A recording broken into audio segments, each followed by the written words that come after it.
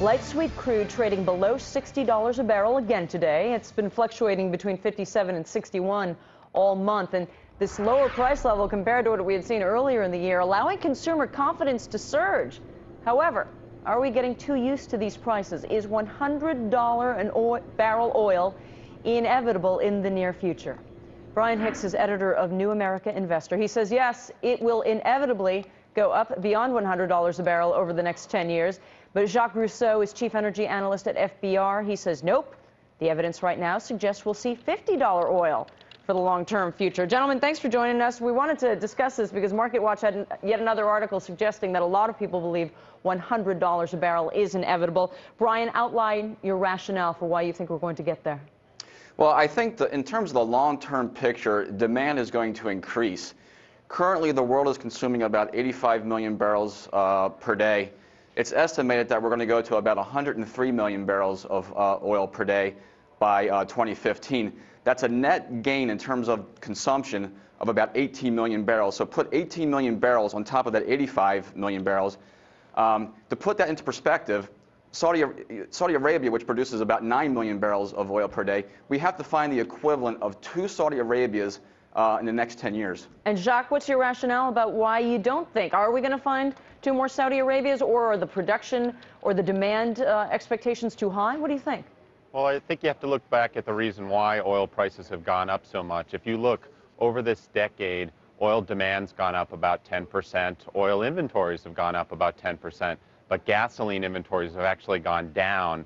And even though refineries are running harder, global refinery utilization rates are up by 5%, we still can't make enough product. So the answer is we haven't had enough refineries to make product. So you're saying the price of oil is actually irrelevant because it has more to do with our ability to produce gasoline? Well, that's what's been the key driver this decade, is the fact that there's just not enough products out there. So there's a bunch of refineries that are going to be built, and that'll ease the supply front on the product side. Brian?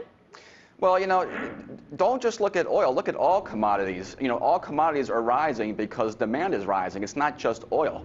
I would actually take a close look at uranium prices. I think uranium prices, which haven't had the price of uranium hasn't had a down month since 2001.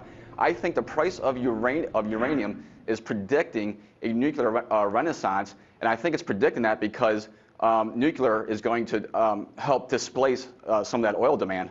Well, Jacques, does that almost play into what you're saying? And in other words, we'll find other sources, and so as a result, it won't necessarily push up the price. Exactly, and the other source out there is ethanol and biofuels, and if you add it up around the country, around the world, not just the United States, you're looking about at 200,000 barrels per day of new biofuels each year. That's like adding a new refinery, just of a corn-based refinery, so to speak. Brian, you know, we worried once about whale oil disappearing, right? And then we found something else. I mean, necessity is the mother of invention, to use a cliche, and if we do start seeing that kind of pricing when it comes to energy, aren't we inevitably going to turn to other things? Yeah, I agree 100%.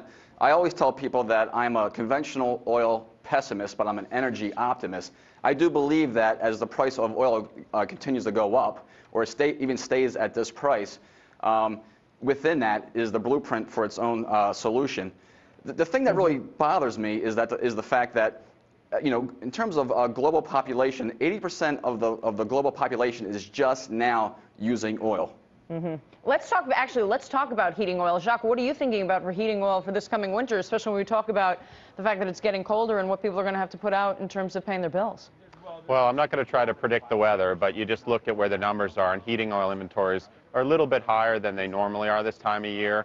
You also have to take into account that there's been a change in sulfur specs for diesel, so some people aren't going to make as much diesel and they'll make more heating oil. So, you know, right now signs are pointing towards, you know, heating oil inventory should be adequate. Brian, you get the last word here, but real quick, what do you think about heating oil pricing over the winter here? Well, about a month and a half ago, we saw a surge of buying by the utility companies, both natural gas and heating oil. I think that buying was an indicator that they believe that one good cold snap and heating oil and natural gas prices are going to go up. All right. It's all dependent on the weather, as we learn over and over again. Thank you, gentlemen. Thank you.